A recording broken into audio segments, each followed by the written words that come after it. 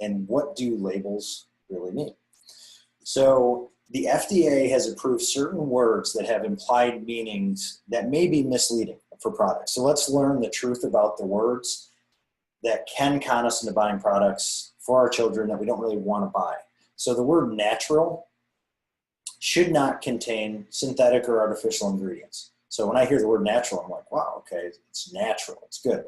And it doesn't have synthetic artificial ingredients, that's cool.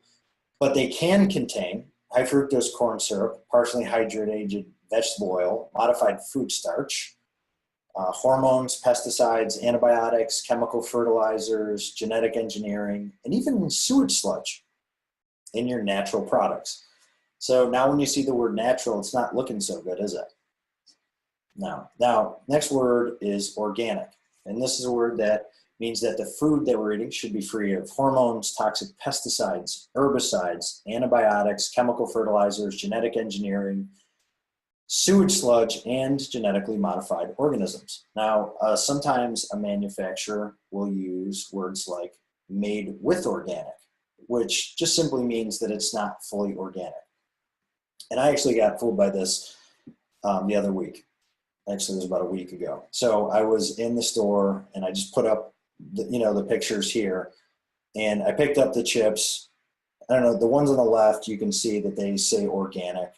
The labels are extremely similar, and I'm not sure if you can see it, but the blue thing says made with organic corn. So when you look at them side by side, they are almost identical, but one just says it's made with organic corn and it's not fully organic. And what that means is that the product can have up to 70% or more organic material. And then, so in this case, they're not using organic oil. So the whole thing with this is that you can get tricked into thinking you're buying fully organic and you're not. So always read the ingredients, because it may just, so you're getting what you think you're getting. Okay, so let's say we're shopping for meat. What do we look for? Now, let's talk about seafood first. The key here is to find fish that have been caught out in the wild and not a factory farm. And you'll see this on the label. You can see it here. Wild caught Alaskan sockeye salmon. And let's just take a look at salmon, for example, because if we compare the difference between wild caught versus factory farmed, the differences are staggering. Not only are they lower in every nutrient, but the fish are fed genetically modified fish meal and receive antibiotics as well as artificial colors to make them look pink and more appetizing. I won't get into what that causes, because there's something a little bit more detrimental, is that tests that show that farm salmon contain 16 times more toxic PCB than wild salmon. 16 times more of this particular toxin. And now this is a chemical that's illegal worldwide, yet still in our environment just because so much has been dumped over the years. This has been linked to cancer, developmental issues, hormones, immune system. Like, I could literally just go read a list of what this has been linked to.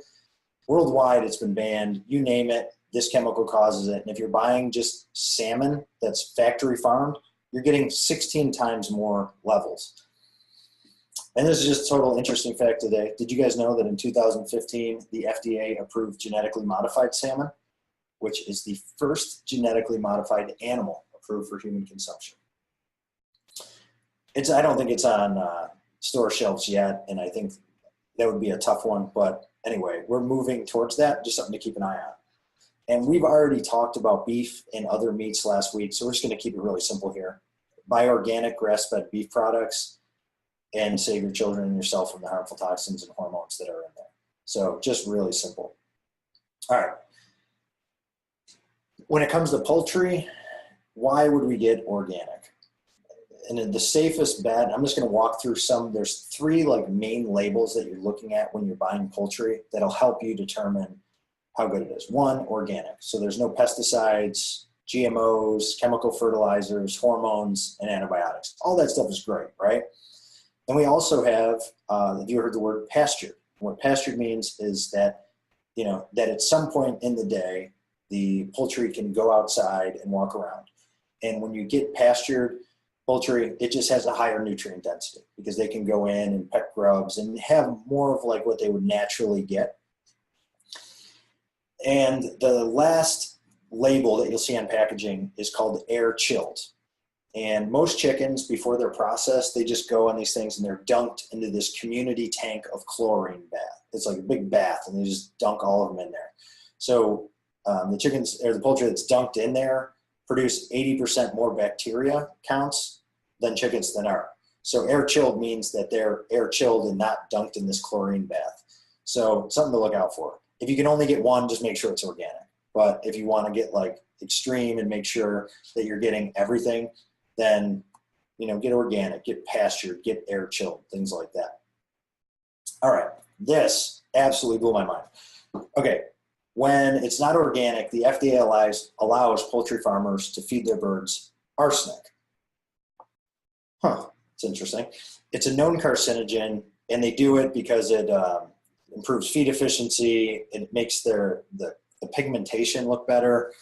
I don't know, it's crazy. But in 2012, John Hopkins did a test, and they just took like random samples from poultry from 6 different states, and then they threw China in there, I guess, just to see how they stacked up. But what they found is that 100% of the samples of poultry had arsenic in them. 100%. I don't know if I need to tell you, like, would you just give your kid arsenic? Probably not. That's what we're doing when they're eating chicken that's not organic. The majority had acetaminophen, which is the active ingredient in Tylenol.